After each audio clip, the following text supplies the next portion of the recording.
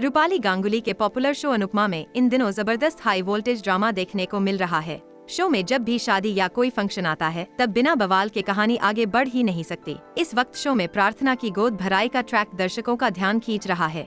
गोद भराई की रस्म के दौरान जहां एक तरफ मस्ती और रस्में चल रही होती हैं, वहीं दूसरी तरफ जमकर तमाशा भी होता है। वसुंधरा चाहती है कि प्रार्थना के साथ रस्म के दौरान गौतम बैठे, लेकिन अनुपमा को यह बिल्कुल मंजूर नहीं होता। जैसे ही गौतम आगे बढ़ता है, अनुपमा उसे सबके सामने गिरा देती है और उसकी जमकर बेइज्जती करती है। अपनी इस हालत के बाद गौतम गुस्से से आग बबूला हो जाता है। गौतम के सपोर्ट में एक बार फिर वसुंधरा उतर आती है और हालात और बिगड़ जाते हैं। इसी बीच शो में एक और दिलचस्प ट्रैक चलता नजर आता है।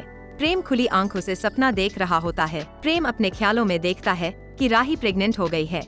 वह बेहद खुश होता है और राही पर प्यार लुटाता है, लेकिन तभी असली राही वहां पहुंच जाती है और उसका सपना टूट जाता है। उधर दिवाकर की एंट्री शो में नया बवाल खड़ा करने वाली है। दिवाकर ने पाखी को पूरी तरह अपने जाल में फंसा लिया है।